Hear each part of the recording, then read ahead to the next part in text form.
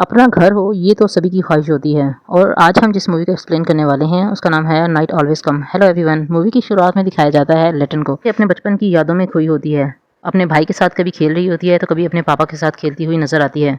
वो अपने ही घर के दरवाजे के सामने खड़ी होती है, फिर वो अंदर चली जाती है। सुबह 5 बजे का वक्त दिखाते हैं जब लेंट उठती है और अपने भाई को भी उठाती है। छत से पानी टपक रहा होता है, उस पानी को उठाकर सिंक में फेंकती है, अपनी माँ को कॉफ़ी गर्म करके देती है और खुद निकल जाती है काम पर। केंट जो उसका छोटा भाई है वो नॉर्मल नहीं लगता, उसका डाउन सिंड्रोम की बीमारी है। वो अपनी माँ को कॉफ़ी देती है जो कि काफ़ी लापरवाही सी लगती है। वो हर वक्त अपने भाई को अपने साथ रखती है, जॉब पर भी वो उसे साथ ही ले जाती है। वो एक बेकिंग फैक्ट्री में जाती है जहाँ पर वो जॉब करती है। इस दौरान उसका भाई उसके साथ ही होता है। काम को ख़त्म करने के बाद वो एक क्लास लेने जाती है जहाँ पर डाउन सिंड्रोम जैसे लड़कों या लड़कियों को किस तरह से डील किया जाता है ये सिखाया जाता है। मूवी में लेंट का अपने भाई के साथ बहुत ज़्यादा अटैचमेंट दिखाया गया है। जहां माँ को ये सारी जिम्मेदारी निभानी चाहिए वहां लेंट ये सारी जिम्मेदारी निभा रही है। लेने के बाद लेंट और केंट दोनों ही जाते हैं बैंक, जहां पर आज इनके घर की डील फाइनल होने वाली थी और लास्ट डेट भी थी। इन्होंने आज पैसे जमा करवाने थे और डील को फाइनल करना था, लेकिन अभी तक मॉम पैसे लेकर नहीं आई थी। तभी लेंट कॉल करती है मॉम को, जहां मॉम उसे बताती है कि जितने भी पैसे जमा किए हुए थे घर के लिए उसने उसे कार खरीदने में उड़ा दिया। ये देखकर लिंट के तो होश ही उड़ जाते हैं कि आखिर ज़िंदगी भर का ख्वाब जो आज पूरा होने वाला था वो हाथ से निकलता हुआ दिखाई दे रहा था। सारे रास्ते वो समझ नहीं पाती कि आखिर मॉम ने ऐसा क्यों किया। वो अपने भाई का हाथ को पकड़े रखती है और ख़ुद को समझाने की कोशिश कर रही थी कि नहीं ये सच नहीं हो सकता। केन को लेकर घर पहुंच जाती है, तब तक मॉम घर नहीं आई थी। तभी वो घर आ जाती हैं। यहाँ लेंट मॉम से पूछती हैं कि आखिर उन्होंने ऐसा क्यों किया। हमारे पास आखिरी चांस था अपने घर को हासिल करने का, लेकिन उन्होंने इस कार पर पैसे बर्बाद कर दिए। वो अभी भी इस कार को बेचकर कुछ पैसे दोबारा से हासिल कर सकते थे, लेकिन मॉम तैयार ही नहीं थी कार को बेचने के लिए, क्योंकि उन्हें इस घर से तो प्यार था ही नहीं। उनकी इस घर से कोई भी अच्छी याद जुड़ी नहीं थी। वो कहती हैं कि मेरा तो दिल करता है मैं इस घर को आग लगा दूं। लेंट और डॉरन मुसलसल आपस में लड़ रही थी, जिसकी वजह से केन डिस्टर्ब हो रहा था। वो मना कर रहा था लड़ाई करने से, लेकिन मॉम केन को लेकर चली जाती हैं। फिर लिंट की जर्नी स्टार्ट होती है और वो फैसला कर लेती है कि वो किसी भी हाल में अपने घर को हासिल करेगी। शाम 6:15 का वक्त दिखाया जाता है और वो जाती है अपनी सेकंड जॉब के लिए, जो होटल में काम करना था।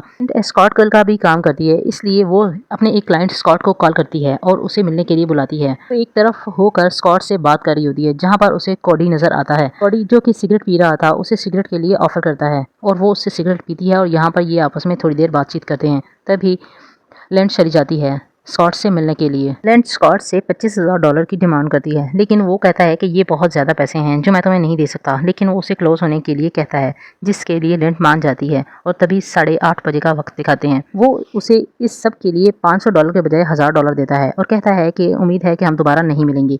वो चला जाता है, लेकिन अपनी गाड़ी की चाबियाँ वही भूल जाता है।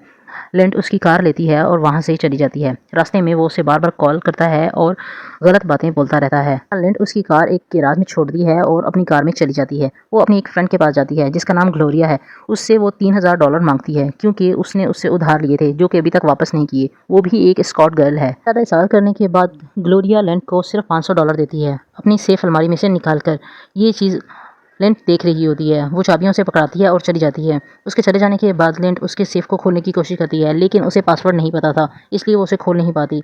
अपनी गाड़ी लेकर वो बाहर आ जाती है। अपनी गाड़ी में काफ़ी दूर निकल आई थी और कोडी उसे कहीं नज़र आ जाता है। वो उससे कहती है कि मैंने अपनी सेफ अलमारी को पासवर्ड लगाया था और गलती से मैं 2-3 बार लगा चुकी हूँ और वो सही अब खुल नहीं रही। क्या तुम इस बारे में कोई मदद कर सकते हो? मैं तुम्हें इसके लिए $400 दूंगी। कोडी मान जाता है और वो उसे ग्लोरिया के अपार्टमेंट में ले जाती है और सेफ दिखाती है। यहाँ पर वो उसे इंसिस्ट करता है कि तुम झूठ बोल रही हो, ना तो ये तुम्हारा अपार्टमेंट है और ना ही ये सेफ तुम्हारी अपनी है। इसलिए वो बार बार उसके पूछने पर उसे सच बता देती है। उसे कहता है कि इस लॉकर को यहाँ खोलना सेफ नहीं है, इसे हमें कहीं और ले जाना होगा और मैं जानता हूँ कि कौन लोग इसे खोल सकते हैं। वो लॉकर के ऊपर कपड़ा डालते हैं, उसके ऊपर कुछ सामान रखते हैं ताकि किसी को शक ना हो और लिफ्ट के जरिए नीचे उतर आते हैं। लिंट को बड़ी अजीब सी जगह ले आता है जहाँ पर काम ही इसी किस्म का किया जाता है।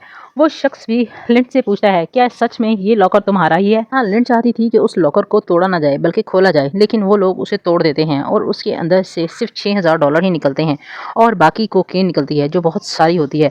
वो लोग उससे अगेन पूछते हैं कि ये किसके हैं। वो दोबारा से झूठ नहीं बोल पाती और सच बता देती है।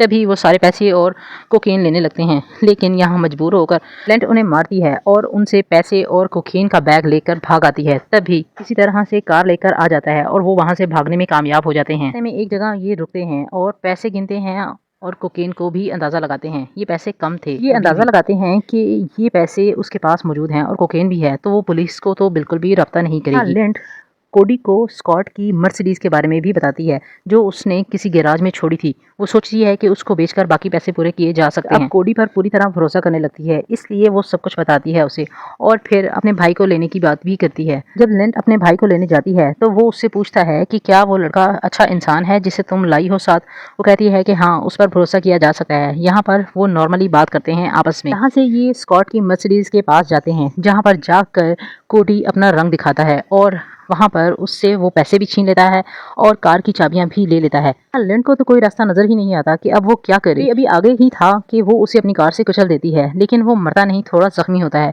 वो पैसे और कोकीन उठा लेती है और चाबियां मर्सिडीज की वहीं फेंक कर चली जाती है। लड़ाई के दौरान किन काफी ज्यादा घबरा जाता है और वो उसे रिलैक्स करने के लिए एक कैफे ले जाती है, जहाँ पर वो उसे केक वगैरह खिलाती है और बताती है कि कोडी कोई अच्छा इंसान नहीं था, मुझे समझने में गलती लगी है।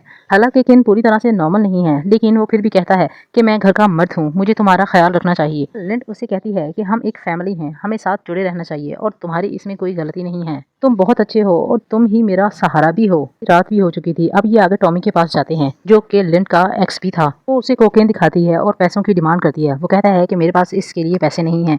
बाहर खड़ा उसका भाई उसके लिए परेशान होता है और कहता है कि क्या तुम ठीक हो। लिंड बाहर आकर अपने भाई को बताती है कि वो ठीक है और परेशान ना हो, बाहर ही रुके, मैं अभी आती हूँ। लिंड टॉमी से पास्ट की बात करती है कि 16 साल की उम्र में ही उसने उसे प्रोस्टिट्यूट के काम में धकेल दिया था। तभी वो उसका गला भी दबाता है और कहता है कि यहाँ से चली जाओ, और एक जगह का भी बताता है जहाँ पर उसे केन के बदले में $3000 जरूर मिल जाएंगे। वो उसे कहता है कि चली जाओ और दोबारा यहाँ मत आना। वो दोनों वहाँ से चले जाते हैं। उसका नाम बायर ब्लैक होता है और वो जब वहाँ जाती है तो वहाँ पर पार्टी चल रही होती है। लिंड उसे ड्रग्स के पैकेट देती है और उससे पैसे मांगती है। वो उसके साथ ज़बरदस्ती करने की कोशिश करता है, लेकिन वो वाज को उठाकर उसके सर पर दे मारती है। बाहर निकलती है और अपने भाई को ढूंढती है। वो उसे मिलता नहीं, वो हर तरफ ढूंढ रही होती है। दूसरी तरफ ब्लैक सबको ये कहता है कि ये यहाँ पर हमें लूटने आई है। वो उसे पकड़ लेते हैं और शीशे पर दबाते हैं तो वो शीशा टूटकर नीचे गिरता है, जो उसकी कमर में भी खुब जाता है।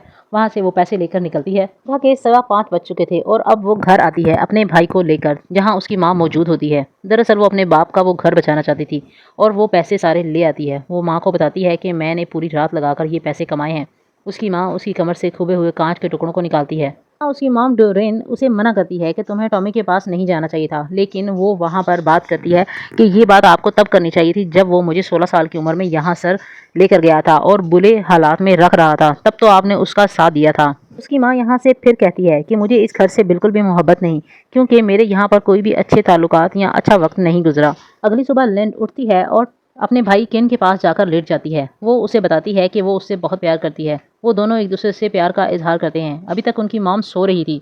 वो बताती है कि मैं किसी काम के सिलसिले में जा रही हूँ और जल्द ही वापस आ जाऊंगी। वो घर पर एक चिट भी छोड़ती है जिसमें वो बताती है कि वो अपनी फैमिली के लिए काफ़ी लड़ चुकी है और आगे उसकी अपने लिए लड़ाई जारी रहेगी। एक लड़की को इस माशरे में सर्वाइव करना आसान नहीं, चाहे वो किसी भी कल्चर या किसी भी सोसाइटी में ही क्यों ना रहती हो, उसे हर तरह से अपने लिए लड़ना ही होता है। अपने घर के लिए की गई उस लड़ाई में उसे उस हासिल तो कुछ नहीं हुआ। हाँ, अलबत्ता ये मूवी यहाँ पर एंड ज़रूर हो जाती है। आपको ये मूवी कैसी लगी मुझे कमेंट सेक्शन में ज़रूर बताएं। बाय।